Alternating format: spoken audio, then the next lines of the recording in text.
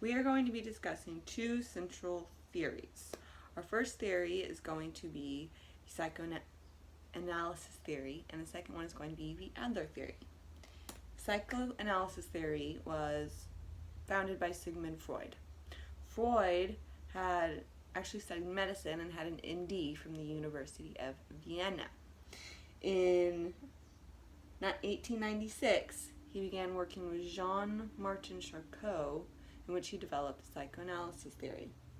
In 1902, he began to meet weekly with colleagues and eventually formed the International Psychoanalysis Association. What is the psychoanalytic theory? The psychoanalytic theory is one that centers around conscious and unconscious reactions. And so the theory really centers on trying to dig into the conscious and unconscious motives behind an individual.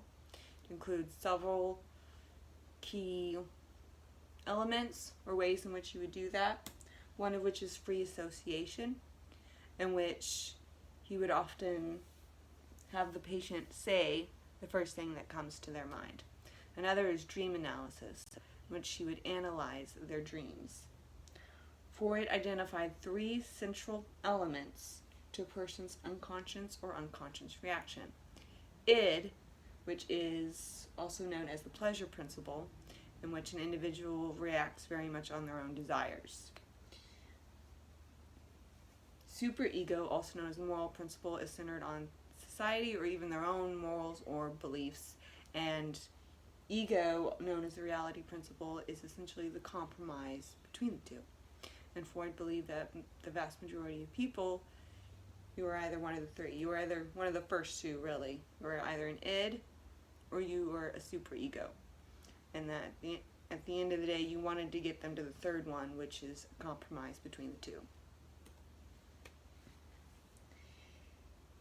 Freud also emphasized what he called defense mechanisms, and that essentially people have defense tactics that they take in order to protect themselves, and that the patient will often use these defense mechanisms if you're going towards an area they don't particularly want to go near.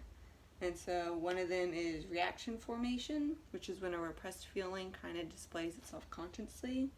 Projection, which is when a repressed feeling is aimed or projected onto another.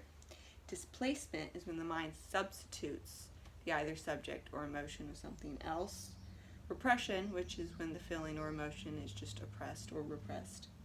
And disassociation, which is when we begin to disassociate and, if you will, kind of detach ourselves from our own body and feelings. Application.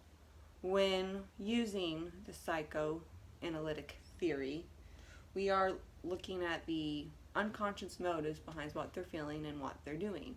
You're attempting to analyze the patient and what their motives are and what they're doing. Our second theory is the Adlerian theory, which is by Alfred Adler. Alfred Adler had actually worked with Freud. He originally was an ophthalmologist in 1895. However, in 1907, he began to work with Freud, and by 1911, he had left and developed his own theory, which is the Adlerian theory. The Adlerian theory holds that individuals who feel frustrated, defeated, and incompetent display unfavorable behaviors. Those who feel positive, encouraged, respected, and competent are individuals who show fulfillment and positivity and seem to have a real healthy outlook. The Adlerian theory emphasizes 4 ways in which you assess the patient. Engagement, which is the building of trust between the counselor and patient. Assessment, which is when they engage in conversation and they begin to assess. They start to develop their personal history, family history, their recollections, beliefs, feelings, motives, and is very heavily emphasized on dialogue and conversation. Insight, which is when the therapist begins to find new ways or new perspectives on how to help the patient with what they're struggling with. And lastly, reorientation, which is when the patient and the counselor begin to work together on finding new ideas or solutions for the struggle. application. Obviously, Adlerian theory very much differs from the psychoanalytic theory. Psychoanalytic theory is a little bit more scientific, you might say. It's a little bit more theoretical. You're really trying to dig into the person's subconscious and really trying to analyze them to figure out motives that they might not even know. You're basically trying to like crack into their brain a little bit to try and understand them. Whereas the Adlerian theory is a lot more emphasized on relationship and conversation and dialogue and helping them get to a solution with whatever they are struggling with. The Adlerian theory, relationship is key, as is conversation. Whereas with the psychoanalytic theory, observation and analyzing would be more significant than necessarily relationship or conversation.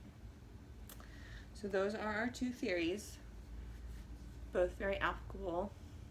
Thank you for watching.